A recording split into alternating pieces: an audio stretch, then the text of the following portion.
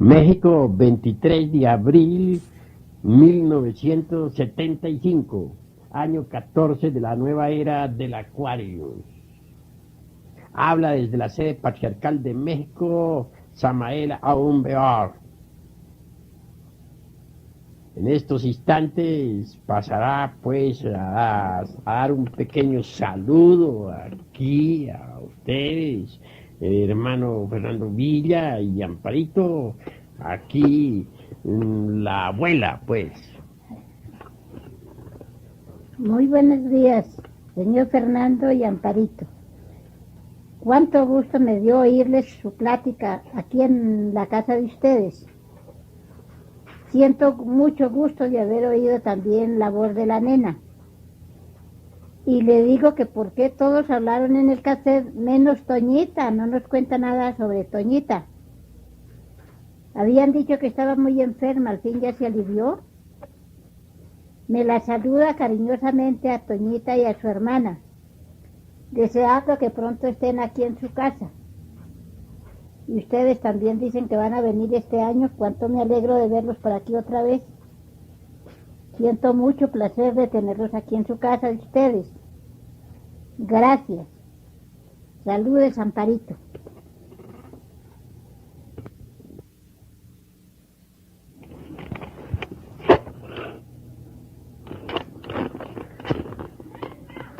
Vamos pues ahora a comentar algo en relación con la voluntad.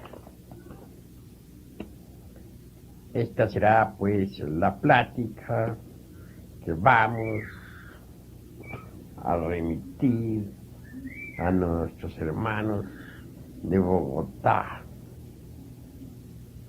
Más tarde esta plática saldrá pues en el mensaje de Navidad 1975-76. La gran obra es ante todo la creación del hombre por sí mismo a base de trabajos conscientes y padecimientos voluntarios. Es necesario que ustedes reflexionen en esto. Hemos dicho muchas veces que el humanoide no es el hombre y que el hombre no es el humanoide, ¿verdad?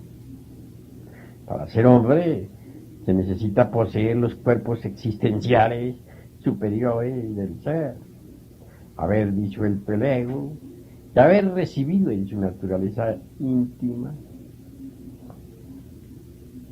los principios anímicos y espirituales del hombre.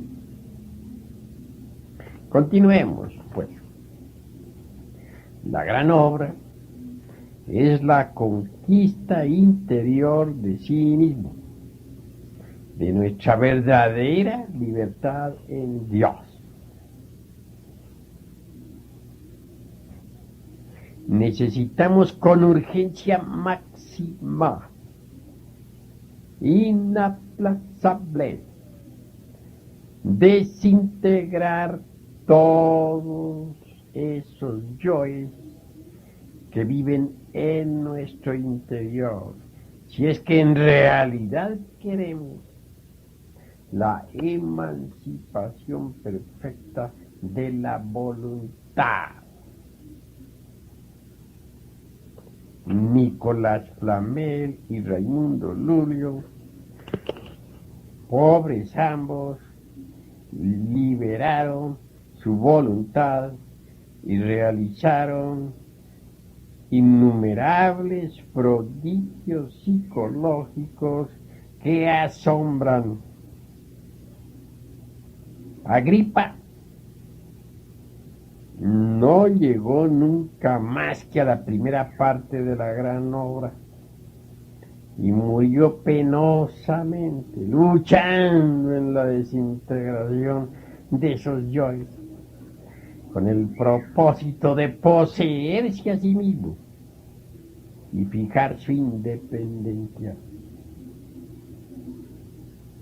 La emancipación perfecta de la voluntad asegura al sabio el imperio absoluto sobre el fuego, el aire, el agua y la tierra. A muchos estudiantes de psicología contemporánea les parecerá exagerado lo que aquí afirmamos en relación con el poder soberano de la voluntad emancipada. Sin embargo, la Biblia nos habla maravillas sobre Moisés. Según Filón, Moisés era un iniciado en la tierra de los faraones, a orillas del Nilo. Sacerdote de Osiris, primo del faraón, educado entre las columnas de Isis, la madre divina, y de Osiris, nuestro Padre que está en secreto. Moisés era descendiente del patriarca Abraham, el gran mago caldeo, y del muy respetable Isaac. Moisés, el hombre que liberó el poder eléctrico de la voluntad, posee el don de los prodigios. Esto lo saben los divinos y los humanos. Así está escrito.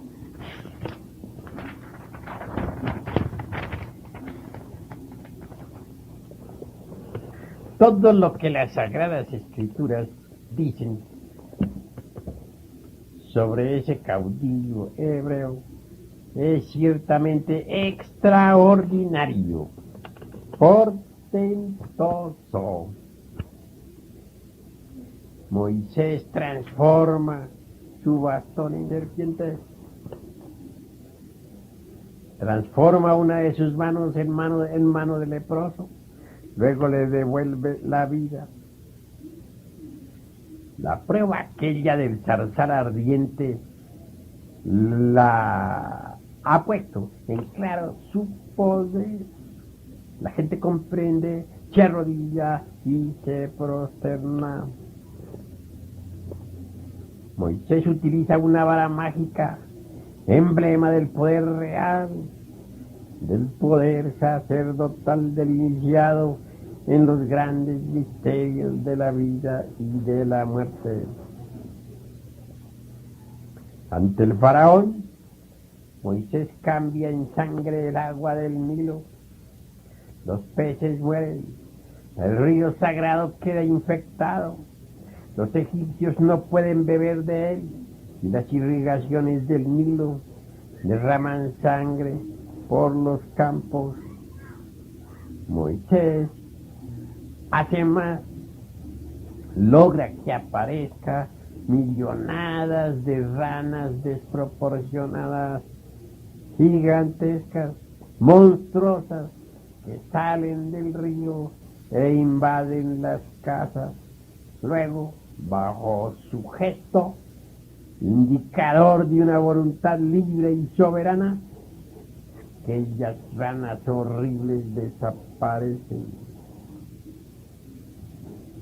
Mas como el faraón no deja libres a los israelitas, Moisés obra nuevos prodigios, cubre la tierra de suciedad, suscita nubes de moscas asqueantes e inmundas, que después se da el lujo de apartar.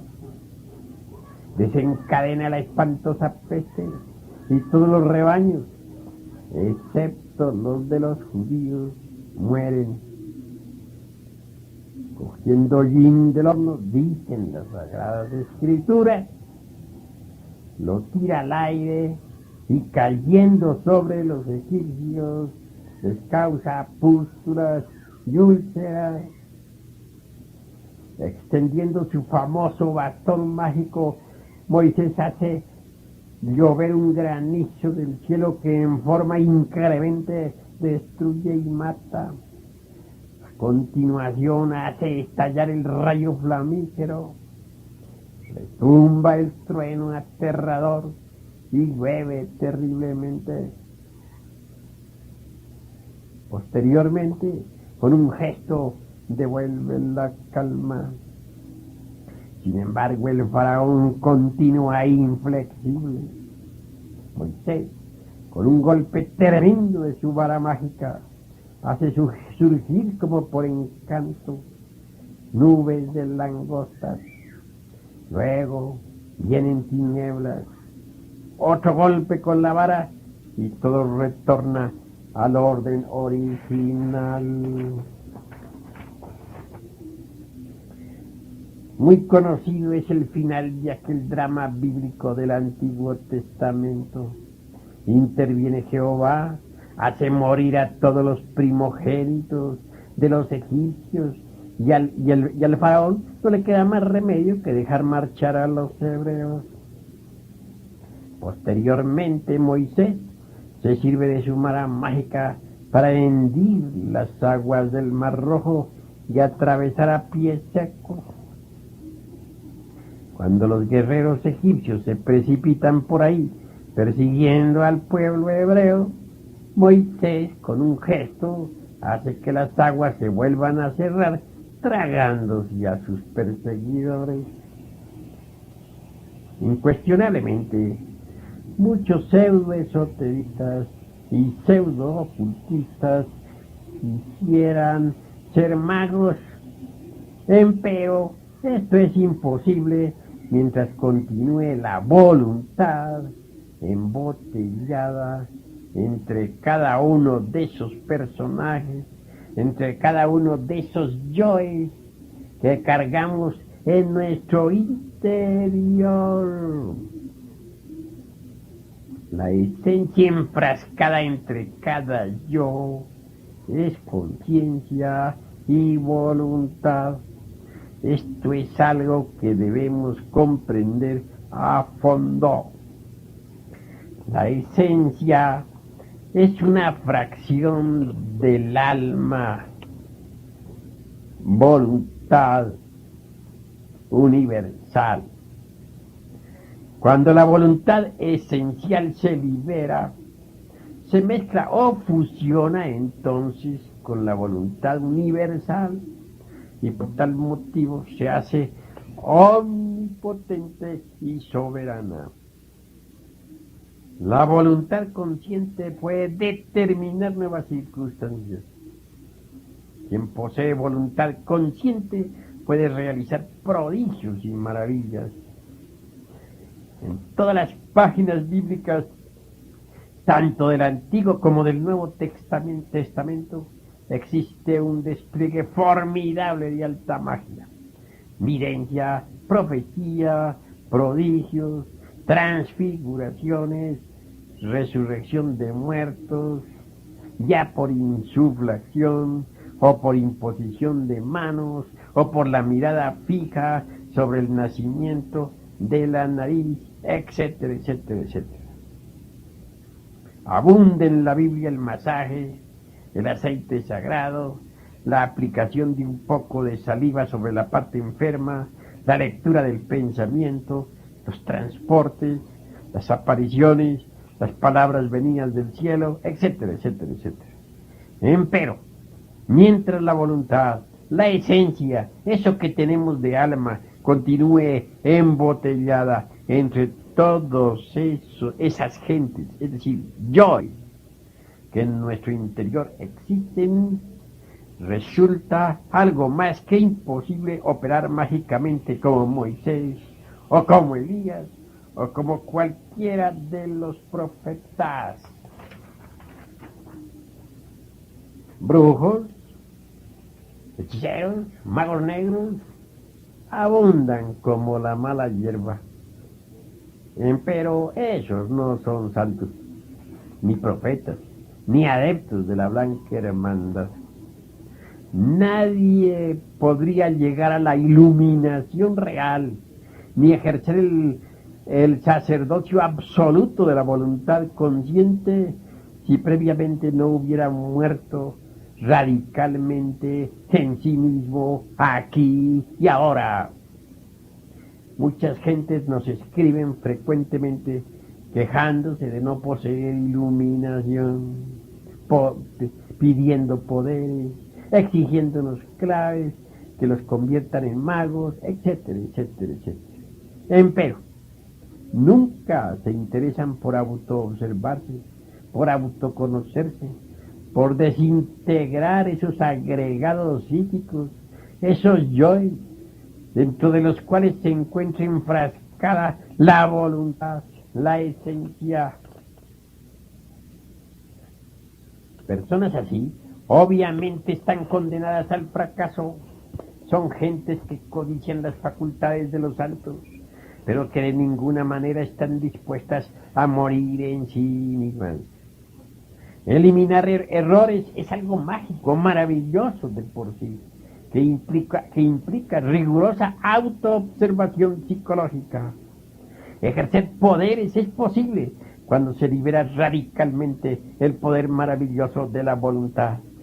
Desgraciadamente, como las gentes tienen la voluntad enfrascada entre cada yo, obviamente aquella se encuentra dividida en múltiples voluntades que se procesan cada una en virtud de su propio condicionamiento. Resulta claro comprender que cada yo posee por tal causa su voluntad inconsciente particular.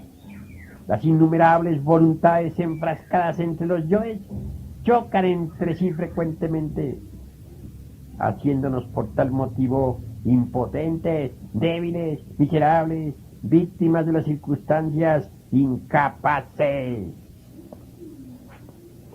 Bueno, hasta aquí está la cátedra que remito a nuestro hermano Fernando Villa y Amparito para que la escuchen y la compartan con nuestros queridos hermanos de Bogotá, Colombia. Es un capítulo de mi libro titulado Tratado de Psicología Revolucionaria, que habrá de salir a finales de este año.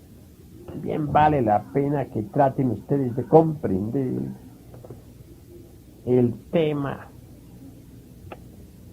Continuemos ahora pues con el asunto este de las preguntas que se me hacen. Vamos a dar naturalmente respuestas.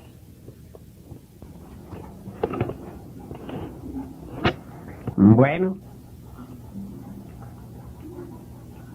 encontramos aquí la pregunta de nuestra hermana Beatriz Ayala. Esto del cáncer, aunque sea enfermedad pues tremenda, es curable. Sin embargo, quiero decirle a nuestra hermana Beatriz que el remedio este de la serpiente cascabel es maravilloso. Más, y esto hay que tenerlo muy presente, que la serpiente cascabel como remedio es muy celosa. Con cualquier otro remedio de doctor que el paciente tome es suficiente como para que ya el remedio de la cascabel quede neutralizado y no sirva. Advierto esto para que las cosas se hagan correctamente. El remedio de la serpiente cascabel exige mucho cuidado. Ni siquiera una cafiaspirina puede tomarse el que se haya sometido al tratamiento con la serpiente cascabel, porque obviamente el remedio queda entonces sin efecto. ¿Entendido? Habrá necesidad de tener paciencia con esta cuestión de los del quiste en los ovarios hasta que el cáncer desaparezca. Porque de lo contrario, entonces, no viene a servir el remedio de la cascabel.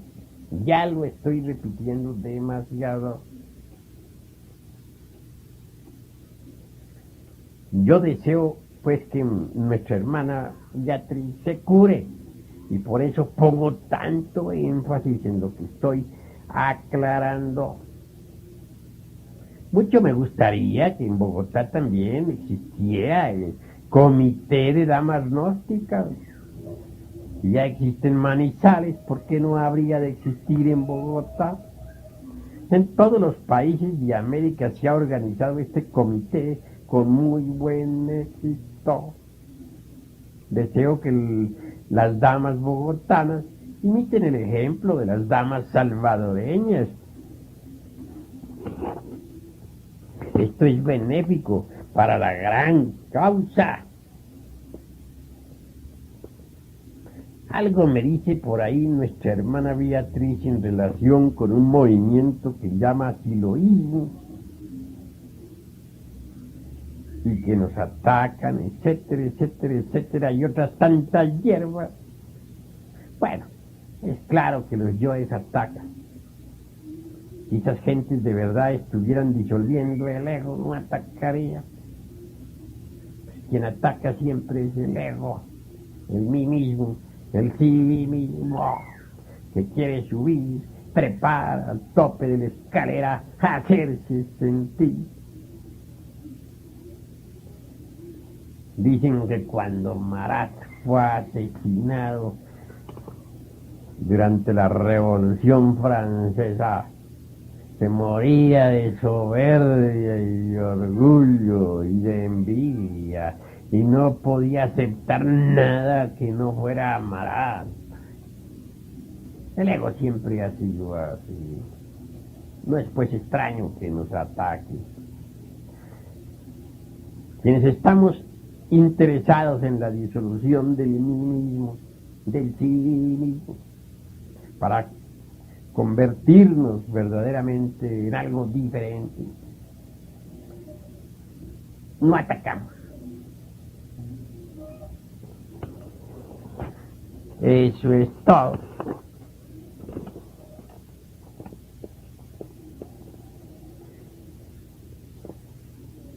Algo me habla aquí nuestro hermano Villa sobre casa, magnífico, y en la calera, extraordinario, lejos del ruido de la ciudad, en más contacto con la naturaleza, formidable.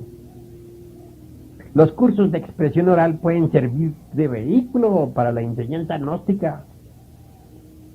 Así podrías tú llevar la sabiduría, pues, de la síntesis a todas las gentes.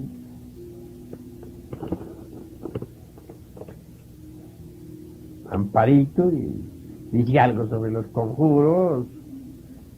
Nuestro hermano Villa discute sobre el significado de exorcismos y conjuros, etc. Bueno, yo entiendo siempre que exorcizar es necesario. Necesitamos exorcizar siempre, ¿no? Y necesitamos conjurar. La conjuración de los 7 sirve para alejar a los tenebrosos. Conjuraciones con las cuales podemos, pues, hacer huir a las gentes de las tinieblas. Los exorcismos, pues, son similares. Bien pueden ser utilizados, pues, para alejar las fuerzas negras de tal o cual lugar, como para obligar también a las potencias elementales a trabajar.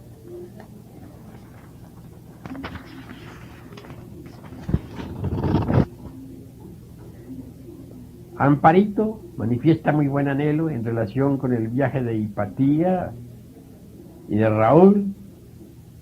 Entiendo que ellos se casarán por septiembre y que planean ir a Colombia y que desean llegar hasta Bogotá, y creo que podrían hospedarse perfectamente en casa de este matrimonio maravilloso de Fernando y Amparito.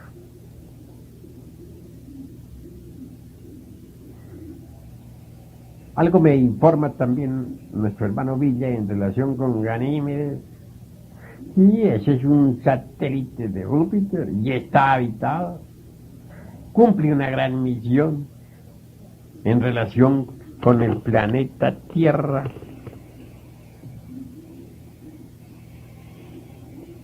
Hay que eliminar los yoes de la ira y de la lujuria. Esto no es así como soplar y hacer botellas, ¿verdad? Cuando surge un yo, por ejemplo, de la lujuria, hay que observarlo primero, a ver cómo es que se comporta en el centro intelectual. Verlo después, a ver cómo se comporta en el centro emocional, es decir, en el corazón. Estudiarlo, verlo en el sexo. Lo primero que hay que hacer es observarlo. Después habrá que enjuiciarlo, analizarlo, criticarlo, sentarlo en el banquillo de los acusados. Y por último, ejecutarlo, desintegrarlo. Nadie podría desintegrar un yo con su propio poder mental. Se necesita de un poder que sea superior a la mente, de un poder flamígero que pueda aniquilar a tal o cual yo. Afortunadamente existe en nuestra anatomía oculta. Quiero referirme en forma enfática a ese asue de los alquimistas medievales, a esa Devi Kundalini de los indostales, nuestra Madre Divina particular, una variante de nuestro propio ser.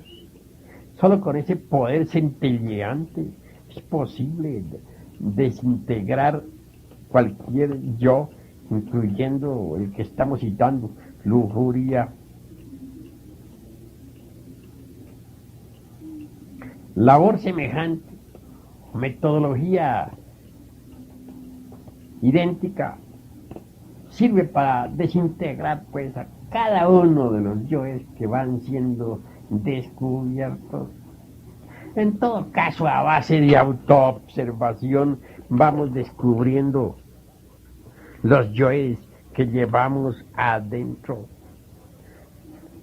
El sentido de la autoobservación está desafortunadamente degenerado en la raza de los humanoides, mas puede desarrollarse mediante el uso práctico, diario, y a medida que se vaya desenvolviendo, podremos ir autodescubriéndonos mejor cada día. Bueno, pasemos al otro lado del cassette. Este lado ya se agotó. Pasemos al otro lado del cassette para que sigamos contestando preguntas. Continuemos, pues.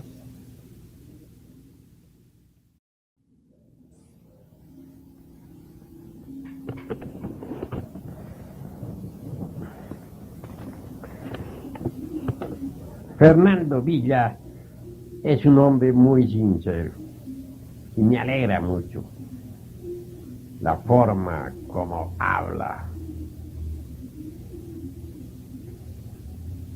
Amar. Cuán grande es amar. Solamente las grandes almas pueden y saben amar. Realmente te digo una cosa, Villa, Y se lo digo también a todos los que estén escuchando este cassette. El amor solo puede aflorar en nosotros, surgir cuando el yo ha muerto. Antes no es posible. La verdadera hermandad, la verdadera fraternidad, en modo alguno podrían existir en tanto el ego exista dentro de nosotros mismos. El ego no sabe amar. El ego es óbice para el amor. Disuelto el ego, solo queda en nosotros la belleza interior. Y de ella brota el perfume del amor.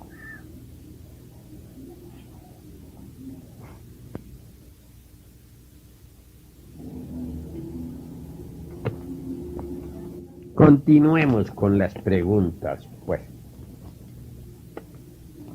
Canarias, decías tú, Villa, non trabada, sí, maravilloso, pero eso es mucho más tarde. Ahora, paciencia. Ginas, desdoblamientos. Mira, te digo una cosa, Villa. Aprender los ginas es maravilloso. Francamente, yo no entiendo cómo es eso de que a ti te gusta la bicicleta, las carreras de automóvil, ejercicios físicos. Sin embargo, no te interese la gimnasia psicofísica superior. Poner uno su cuerpo de carne y hueso en la cuarta vertical es extraordinario. Viajar en el tiempo hacia adelante y hacia atrás, formidable. Atravesar instantáneamente la barrera de la velocidad de la luz. Qué grandioso, ¿verdad? Y con cuerpo de carne y hueso y todo. Yo creo que debes practicar un poco más todo eso. Realmente los desdoblamientos, los estados de ginas, etcétera, son coadyuvantes formidables para el despertar de la conciencia. Digo coadyuvantes, ¿sabes por qué? Porque lo fundamental para despertar conciencia es matar el ego, reducirlo a cenizas. Pero obviamente que los estados ginas y los desdoblamientos ayudan. ¿Entendido? He escuchado su cassette y créanme que en nombre de Raulito y el mío, les damos los más infinitos agradecimientos por darnos hospedaje en su casa. Más adelante les avisaremos sobre la fecha idéntica, especial, cuándo va a ser, porque teníamos planeado que fuera para julio, pero se han hecho cambios de fechas por motivos de cambios de casa. Sin embargo, ya les estaremos avisando con mucha anticipación para prepararnos, ¿verdad? Recíbanme todos nuestros cariños. Raulito les manda mucho cariño y estaremos con ustedes muy pronto. Hasta luego.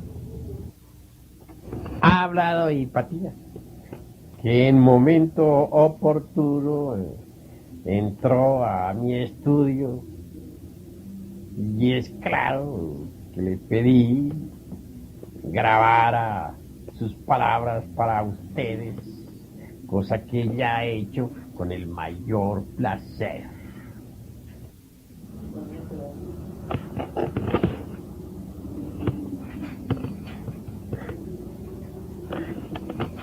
También algo me dices, Fernando, sobre tu venida a esta ciudad, cosa que me alegrará inmensamente.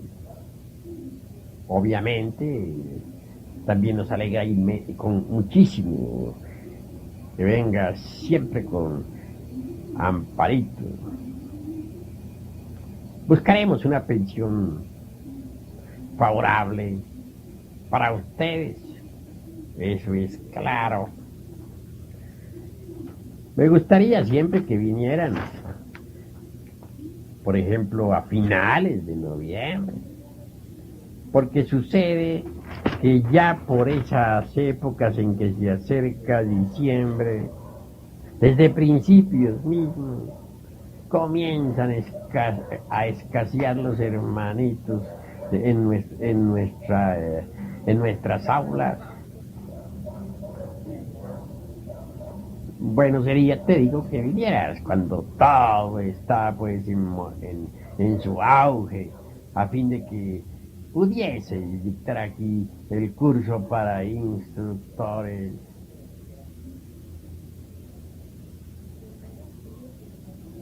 Algo, pues, habré de decirle a Shepard sobre videotex. Hace un rato me vi con Shepard y con Arturo. En los próximos días de mayo tenemos que salir para Torreón, a formar allí en Torreón otro grupo gnóstico. En Guadalajara ya está triunfante nuestro movimiento. Tenemos una gran casa allí, todo está de viento en popa. Después de Torreón, habremos de continuar pues con San Luis Potosí, con Ciudad Obregón, con Hermosillo, etc. Tenemos orden de la fraternidad oculta para continuar hacia adelante, llevando la gnosis a todas las ciudades del norte de México. Prosigamos.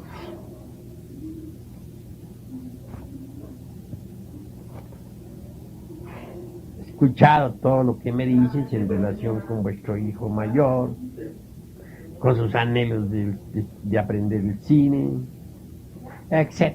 Ciertamente cosas de muchacho. Hay que tenerle paciencia.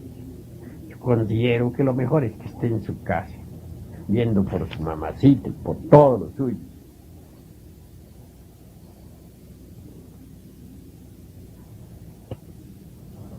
Me pides información sobre maestro resurrecto. Bueno, entiéndese por maestro resurrecto aquel que ha vivido todo el drama cósmico en sí mismo después de haberlo encarnado. Obviamente, el iniciado debe encarnar en sí mismo al verbo y vivir el drama cósmico tal como está escrito en los 4 evangelios. El Cristo Señor nuestro asume responsabilidades, se hace cargo de nuestros deseos, pensamientos, sentimientos, afectos, estados psicológicos, etcétera, etcétera, etcétera. Se vuelve hombre entre los hombres y tiene que vivir todo el drama tal como está en las Sagradas Escrituras. Con su muerte mata a la muerte y al fin resucita. Cuando Él resucita en nosotros y nosotros en Él, se dice que somos maestros resurrectores. Largo sería, muy largo hablar sobre esto de la resurrección esotérica del Cristo dentro de nosotros mismos, aquí y ahora. Esto implicaría enormes capítulos, grabar un inmenso volumen, o muchos inmensos volúmenes de alquimia, de cábala, de psicología, de esoterismo, etcétera, etcétera, etcétera. ¿Entendido? Por eso no me riego a hablar demasiado sobre esta cuestión, que no se puede decir en 2 o en 3 palabras. Sobre eso iré hablando a través de sucesivos volúmenes. Prosigamos, pues.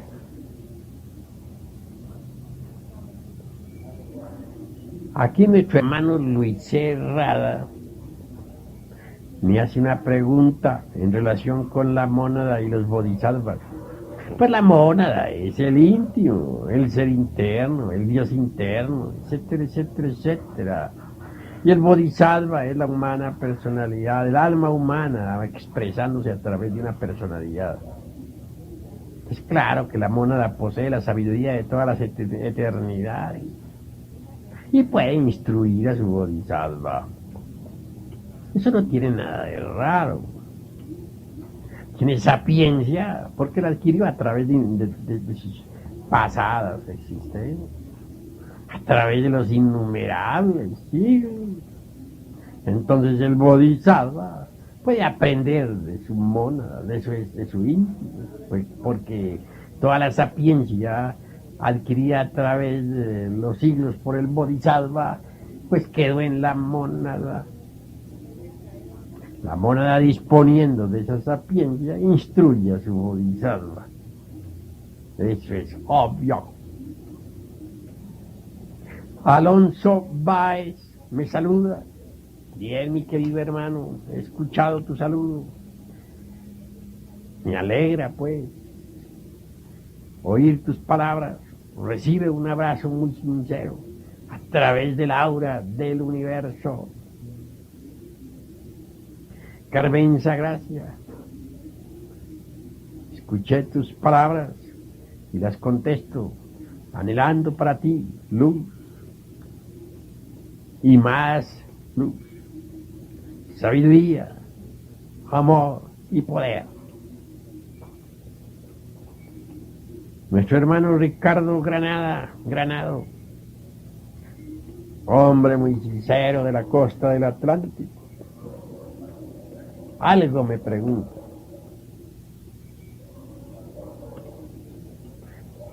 Me dice que por qué Dios erró en esta creación.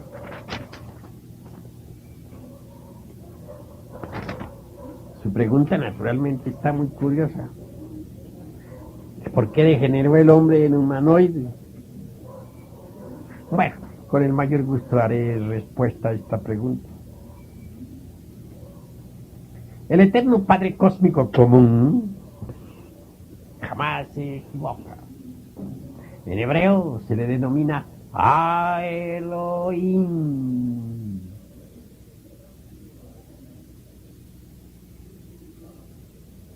Pero el ejército del la voz, el Dios manifestado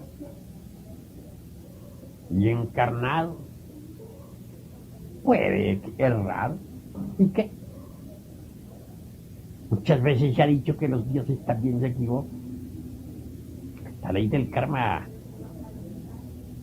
les castiga cuando se equivocan. También están sometidos a la ley. Nadie podría someter a la ley a Elohim, al eterno Padre Cósmico Común, a la divinidad incognoscible, a eso que es lo real, a eso que no tiene nombre, a eso de donde salen todas las chispas divinas e inmortales, todos los dioses. Nadie podría aplicarle karma al inmanifestado, a lo incognoscible. Pero los dioses tienen derecho a equivocarse, son individuos sagrados. La ley del karma que castiga a los dioses se llama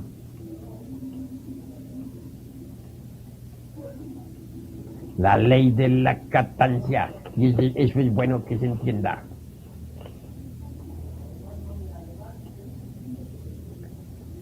Ahora bien, esto que me dices tú de que el hombre se haya convertido en humanoide, francamente esto sí está equivocado de tu parte. El hombre nunca se ha convertido en humanoide. El hombre real, el hombre verdadero, sigue siendo hombre, caído, levantado, como tú quieras, pero él continúa siendo hombre. Distingamos entre el hombre y el humanoide. Aquellos individuos sagrados que formaron las primeras, segunda y tercera razas sobre la tierra Fueron hombres, en el sentido más completo de la palabra, porque tenían los cuerpos físico, astral, mental y causal. Y además habían recibido en su naturaleza íntima todos los principios anímicos y espirituales, que se habían convertido más tarde, debido a la caída sexual, en hombres lunares, dijéramos. Eso sí es cierto. Que los dioses solares se hayan convertido en hombres lunares, aceptemos. Estos hombres reales, esos hombres verdaderos, hubieran caído, sí, es cierto, cayeron, pero son hombres, porque poseen los cuerpos existenciales superiores del ser. En cambio, el humanoide no posee los cuerpos existenciales superiores del ser. El humanoide no tiene sino el cuerpo planetario, que funciona gracias al fondo vital orgánico. Lo que tiene el humanoide encarnado no es más que el ego, multitud de diablos, dentro de los cuales está embotellada la esencia. No tiene nada más. Cuando el humanoide muere, lo único que continúa en el mundo astral es un montón de diablos. ¿Entendido? Continuemos hacia adelante, pues.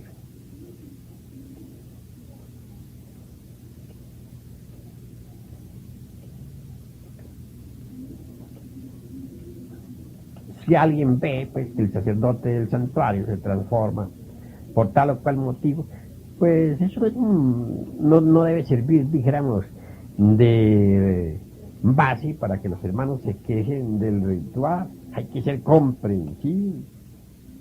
Uno pasa en la vida por muchos cambios y transformaciones íntimas. Algunas son tenebrosas y otras son luminosas.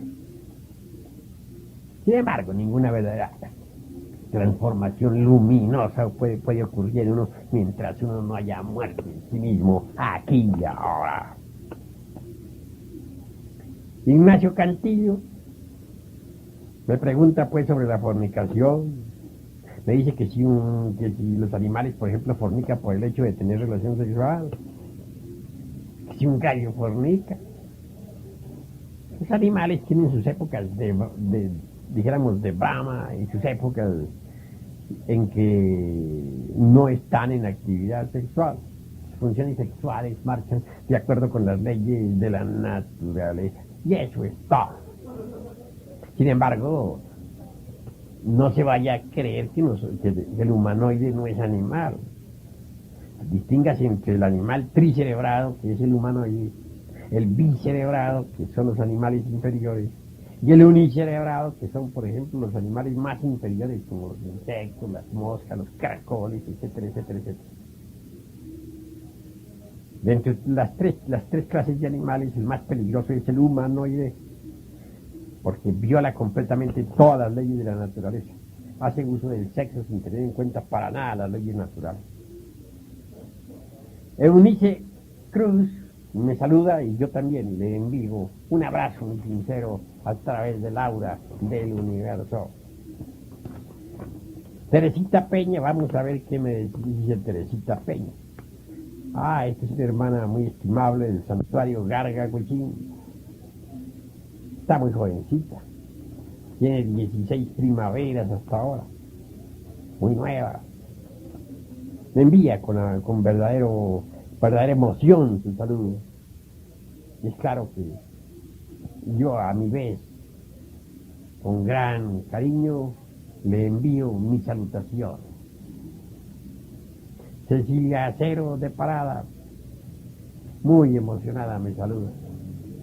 El centro emocional es grandioso, porque es el que valora realmente el trabajo gnóstico, es el que valora la enseñanza. Por ello siento una alegría muy grande en mi corazón cuando alguien me envía sus salutaciones con profunda emoción. A ver, Sandra Hernández, Sandrita, bueno, es la Isis del santuario, qué bien. Me preguntas si puede tener novio. Pues claro que sí puede, eso es muy natural. Y si tiene que ser novio gnóstico en un 100%, bueno, la pregunta sí es un poco grave, Sandrita, bastante grave. Porque todo depende de la ley del karma. El karma te da a ti un novio que sea gnóstico, pues formidable, maravilloso. Si el karma no te da, pues para ti o puede darte un novio gnóstico, pero digo, si no te llega a dar un esposo gnóstico, pues entonces la cosa está peor. Ahora, hay una tremenda verdad en todo esto. El que marcha por la línea horizontal no piensa sino en las cosas profanas nada más. En la línea horizontal existe el nacimiento, existe, dijéramos, los negocios de la vida, el matrimonio profano, reproducirse, tener hijos, envejecer y morirse. Eso es todo. La vertical somos diferentes, somos revolucionarios en un 100%. Marchamos por una senda que nos permite llegar a las grandes transformaciones.